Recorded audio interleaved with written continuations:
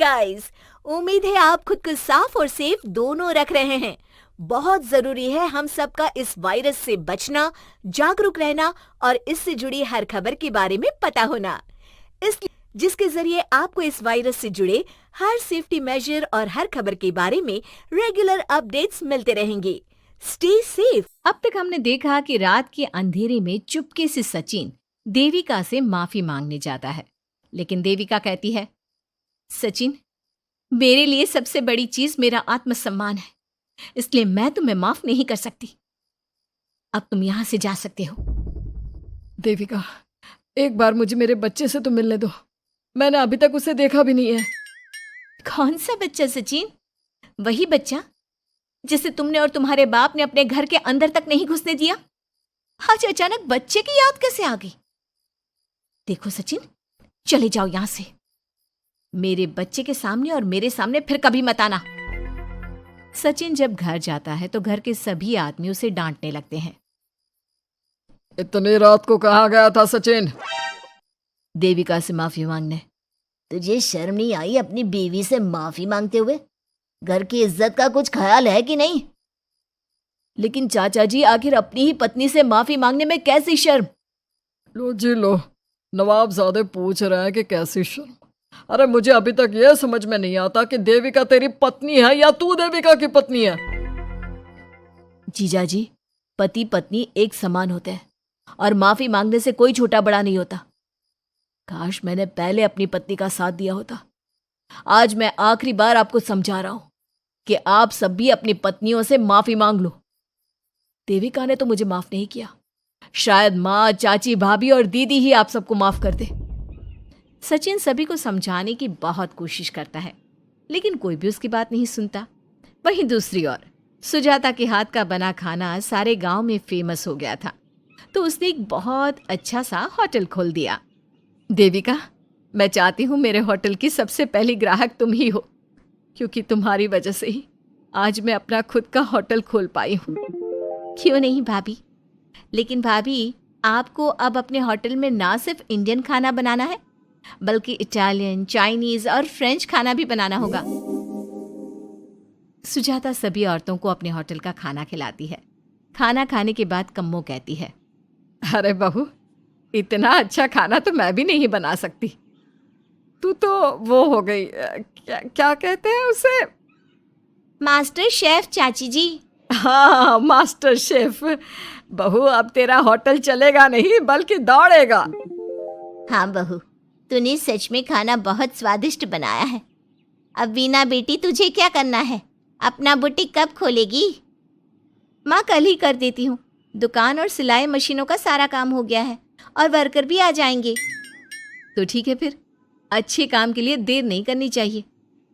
देविका, मैं चाहती हूँ कि मेरी दुकान का इनॉग्रेशन तुम करो। आखिर तुम्हारी वजह से तो मेरा बुटीक खुल रहा है। अगले दिन वीना भी अपना बुटीक खोल लेती है। उसका बुटीक भी चलने लगता है। माँ, आजकल ना कस्टमर ज़्यादा हो गए हैं। बुटीक में जो वर्कर है वो वर्कर कम पड़ रहे हैं। मुझे और वर्कर की ज़रूरत है। बेटी, गांव में तो तुझे कोई मिलने से रहा। अच्छे वर्कर तो शहर से ही मिलेंगे। हमें भी कुछ लोगों की ज़रूरत है जो हमारे बर्तन शहर ले जाकर बेच सके। देविका बहू, अब तू ही कुछ कर। ठीक है माँ जी, मैं अपने पापा से बात करती हूँ।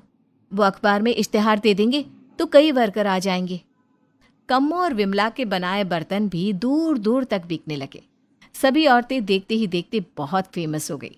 अब देविका ने गांव में अपना स्कूल भी खोल लिया। सभी गांव की लड़कियां स्कूल जाने लगी। एक दिन देविका ने सभी से कहा, माँ जी, मैंने स्कूल तो खोल लिया है और गांव की लगभग सारी लड़कियां भी आ रही हैं, लेकिन कल से आप सब भी आएंगी, गांव की सभी औरतों के साथ। देविका बहू, कैसी बात कर रही है तू? इस उम्र में हम स्कूल जाते हुए अच्छे लगेंगे क्या? माँ जी, पढ़ने की कोई उम्र नहीं होती और आप सबको मैंने कितना कुछ तो सिखा दिया है। अगर आप सब स्कूल पढ़ने आएंगी तो इससे गांव की सभी औरतों को हिम्मत मिलेगी। लेकिन बहू, अब हमें पढ़ने की क्या जरूरत? अब तो हम बूढ़े हो गए हैं। चाची जी, जरूरत है पढ़ने की, और पढ़ने की कोई उम्र नहीं होती। अब देविका लड़कियों को पढ़ाने के साथ साथ गांव की औरतों की शिक्षा पर भी ध्यान देने लगी। कुछ दिन में घर की सभी औरतों के बारे में राज्य के बड़े बड़े मंत्रियों को पता चला और वो सीधा उनके गांव उनसे मिलने पहुंचे। देविका जी, आपकी वजह से पूरे गांव का नाम रोशन हो गया है। जगह जगह आपके घर की सभी औरतों की तारीफ हो रही है। हाँ देविका जी, आप सभी के बारे में सुनकर हम अपने आप को रोक नहीं पाए और आपसे मिलने आ गए।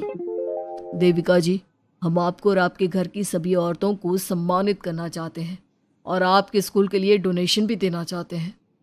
इस तरह मंत्री और गांव के सभी लोग देविका के साथ साथ उसके घर की सभी औरतों को प्रतीक चिन्ह देकर, फूलों की माला पहनाकर और शॉल देकर सम्मानित करते हैं। इसके अलावा देविका के स्कूल के लिए भी बहुत पैसा देते हैं। जिस पंचायत ने देविका के खिलाफ फैसला सुनाया था, उस पंचायत को अपने फैसले पर आज पछतावा हो रहा था। उधर घर के आदमियों की हालत और भी खराब हो रही है। बापू, चाचा जी, अब सचिन ने आपको समझाया था कि सबसे माफ़ी मांग लेते हैं, तब आपने हमारी बात नहीं सुनी। अब देखिए, सभी का राज्य में कितना नाम हो रहा है। खुद मंत्री जी उनको सम्मानित करने आए हैं। बापू, मोहन और सचिन ठीक कह रहे हैं। हमारी हालत तो दिन पे दिन खराब होती जा रही है। ना तो हम घर का कोई काम कर पा रहे हैं और ना ही बाहर का। तुम लोग ज़रूरी बात सबसे आखिर में बताते हो। ये बात तुम लोग पहले भी तो बता सकते थे। भैया, हमें सबसे माफ़ी मांगनी चाहिए और सबको यहाँ बुला कर लाना चाहिए। ठीक है, तुम सब यही चाहते हो तो चलो, आज ही घर की सभी औरतों को घर ले आते हैं। घर के सभी आदमी चल देते हैं सभी औरतों से माफ़ी मांगने के लिए। जैसे ही वो औरतों के पास पहुंचते हैं, सभी हैरान हो जाती हैं। कम्मो, ये सब यहाँ क्यों आए हैं?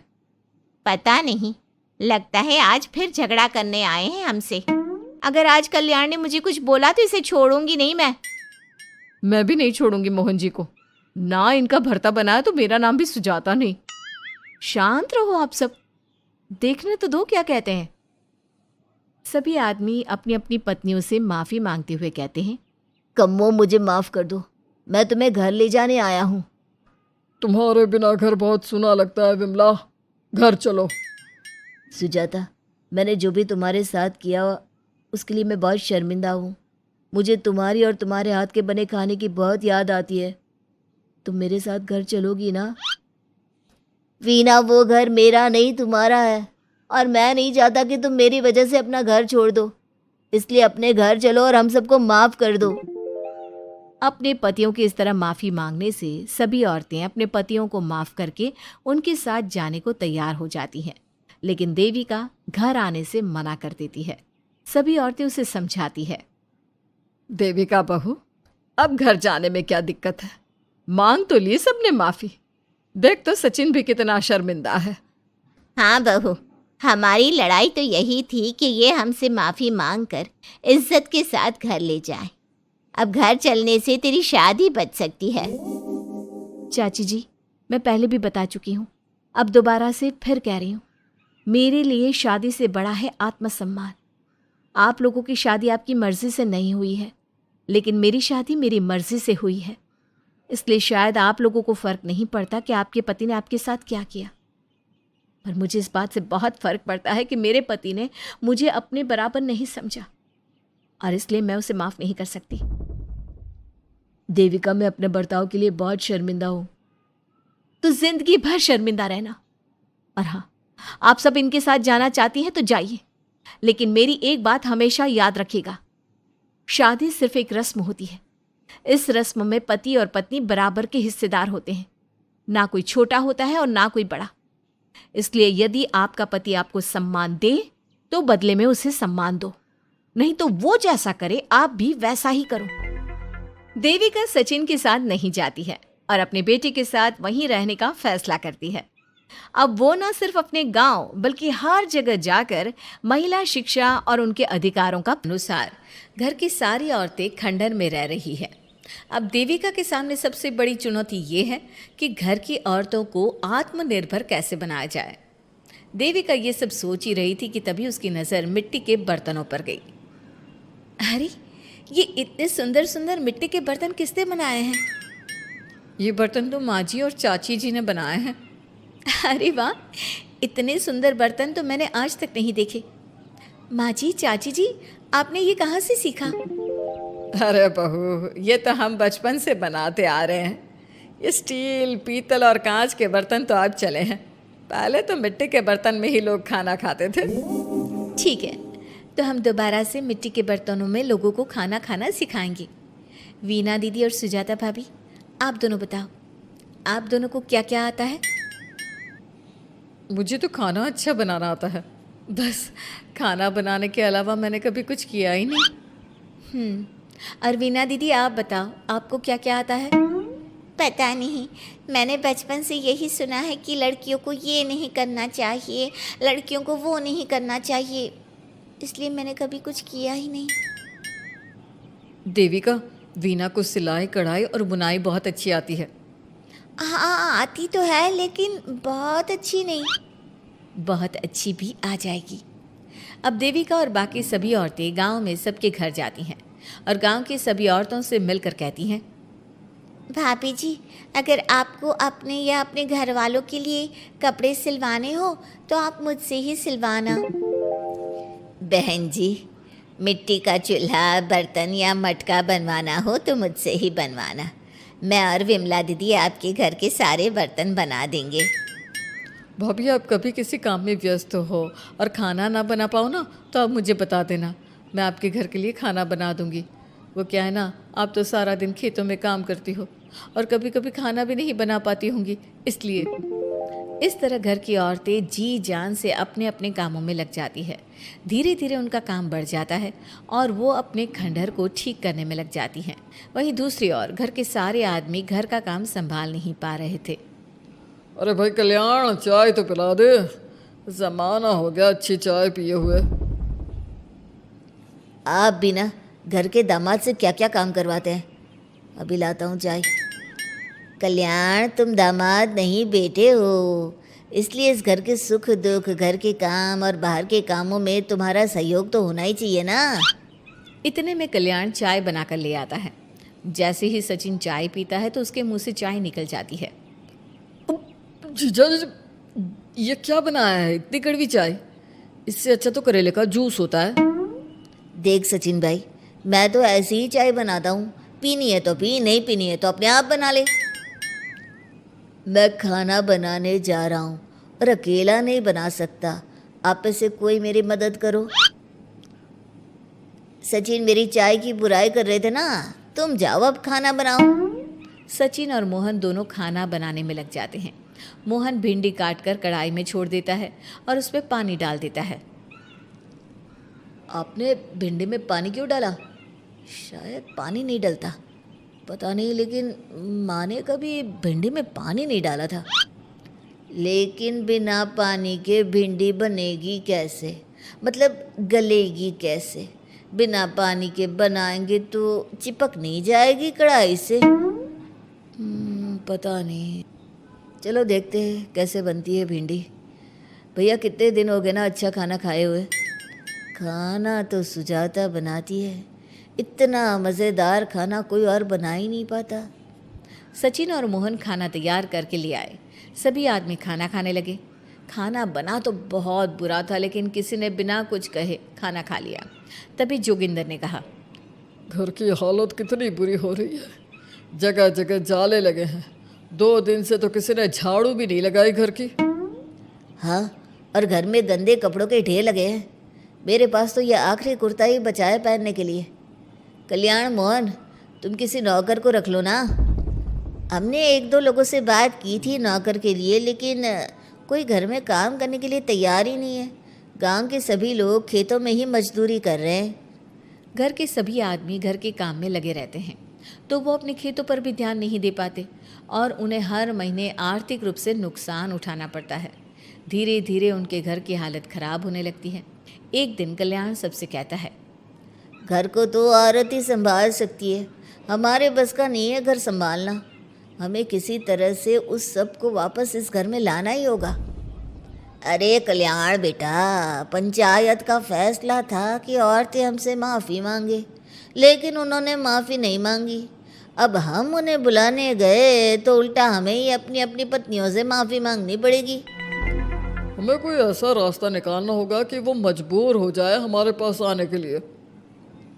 बापू, उन सभी ने अपने अपने काम शुरू कर दिए हैं, क्यों ना हम सबके काम में नुकसान कर दे, इससे वो मजबूर हो जाएंगे हमारे पास आने के लिए। भैया, ये कैसी बात कर रहे हो? इससे वो मजबूर नहीं होंगी बल्कि और भी ज़्यादा गुस्सा हो जाएंगी। मैं तो बोल रहा हूँ शराफत से जाकर माफ़ी मांग लेते हैं। मुझे यकीन है कोई माफ़ करे ना करे, माँ तो ज़रूर हमें माफ़ कर देंगी। नहीं सचिन, अगर हमने माफ़ी मांगी तो ये सारी औरतें हमारे सर पर चढ़कर नाचेंगी। हमें इनके सामने छोटा नहीं होना है। मोहन, कल्याण, तुम दोनों आज से ही काम शुरू कर दो। बस फिर क्या था, घर के सभी आदमी लग गए काम पर। मोहन और कल्याण रात को खंडहर में पहुंचे और उन्होंने सारे मिट्टी के बर्तन तोड़ दिए। उसके बाद वीना ने जो कपड़े तैयार करके रखे थे वो सारे कपड़े उन्होंने फाड़ दिए। सुबह जब घर की औरतों ने ये सब देखा तो परेशान हो गई। अरे, ये सारे बर्तन किसने तोड़ दिए? माँ, किसी ने मेरे सिले हुए कपड़े ही फाड़ दिए। ये हरकत कौन कर सकता है? और कौन करेगा भाभी, ये सब उन आदमियों की हरकत है। जब किसी तरह से हमें झुका नहीं पाए तो हमारे काम बिगाड़कर हमें परेशान कर रहे हैं। सभी औरतें दुगनी तेजी से काम में लग गई। उन्होंने दिन रात मेहनत की और उस खंडहर को महल की तरह बना दिया। उनके काम की तारीफ सुनकर दूर दूर के गांव से लोग आने लगे और उनसे अपना काम करवाने लगे। एक दिन सभी औरतें बैठकर खाना खा रही थी, तभी विमला ने देविका से कहा, देविका, हम कभी सोच भी नहीं सकते थे कि हम अपनी मेहनत से अपने लिए इतना बड़ा और इतना अच्छा घर बना लेंगे। देविका बहू, आज हमें इस बात का एहसास हो रहा है कि हम तो सिर्फ सांस ले रहे थे, जीना तो हमें तुमने सिखाया है। मुझे तो अब भी यकीन नहीं हो रहा कि मेरे पति की पहचान के अलावा भी मेरी कोई पहचान है। गांव के सब लोग मुझे सिर्फ मोहन की पत्नी के रूप में जानते थे, लेकिन अब सारा गांव मुझे जानता है। देविका, मैं कुछ ही दिन में इस गांव में एक अच्छा सा होटल खोल लूँगी और मैं एक बुटीक खोलूँगी। मैं यहाँ गांव की लड़कियों के लिए एक स्कूल खोलना चाहती हूँ, यही मेरा सपना है। सभी औरतें खाना खाकर सो जाती है। रात बहुत ज़्यादा हो गई है, लेकिन देविका को नींद नहीं आ रही थी। तभी उसे किसी के कदमों की आवाज़ सुनाई दी। पहले तो देविका थोड़ी डर गई, लेकिन उसने हिम्मत करके उठकर देखा तो उसके सामने सचिन खड़ा था। सचिन, तुम यहाँ क्या कर रहे हो? कहीं तुम मेरा कोई नुकसान तो करने नहीं आए? मेरे पास तो किताबों के अलावा कुछ नहीं है, फाड़ना चाहो तो फाड़ सकते हो। देविका, मैं तुम्हारा कोई नुकसान करने नहीं आया हूँ, बस तुमसे माफ़ी मांगने आया हूँ। क्या? रात के अंधेरे में चोरों की तरह तुम मुझसे माफ़ी मांगने आए हो? प्लीज़ देविका, माँ और चाची को समझाओ कि वो बापू और चाचा जी से माफ़ी मांग ले और तुम सबको लेकर घर आ जाए। सचिन, तुम भी तो अपने बापू और चाचा को अपने साथ ला सकते थे ना, और माँ और चाची से माफ़ी मंगवा सकते थे ना। प्लीज़ देविका, मुझे माफ़ कर दो और घर चलो। कैसे माफ़ कर दूँ सचिन? तुमने मुझे मरने के लिए छोड़ दिया। अगर माँ और चाची हिम्मत करके मुझे अस्पताल ना ले जाती तो आज मैं और मेरा बच्चा जिंदा ना होते। ना तुम मुझे अस्पताल में देखने आए और ना ही अस्पताल से आने के बाद मेरा हाल चाल पूछा। मुझे तो छोड़ो, तुमने अपने बच्चे का चेहरा तक नहीं देखा और तुम मुझसे उम्मीद कर रहे हो कि मैं तुम्हें माफ़ कर दूँ? कभी नहीं सचिन। देखो देविका, हम सबको बहुत नुकसान हो रहा है। घर के काम की वजह से हम बाहर के काम पर ध्यान नहीं दे पा रहे। घर और जिंदगी दोनों अस्त व्यस्त है। वो इसलिए कि तुम सब आदमी संगठित नहीं हो, अपना दिमाग और ऊर्जा हमें परेशान करने में लगा रहे हो। और हम औरतें संगठित हैं, हम अपना दिमाग और ऊर्जा अपनी प्रगति में लगा रहे हैं। इसलिए हमने खंडहर को भी महल की तरह कर दिया और तुम्हारी हवेली खंडहर की तरह लगती है। सचिन देविका से बार बार माफ़ी मांग रहा है। क्या सचिन को अपनी गलती का सच में पछतावा है या फिर ये घर के आदमियों की कोई नई चाल है? ये जानने के लिए आपको हमारे आने वाले एपिसोड का इंतज़ार करना होगा। और हाँ, कमेंट करके हमें ये भी ज़रूर बताइए कि क्या देविका को सचिन को माफ़ कर देना चाहिए? क्या उसे सब कुछ भूल कर सचिन के साथ अपना घर बसाना चाहिए या फिर सचिन को भूल जाना चाहिए?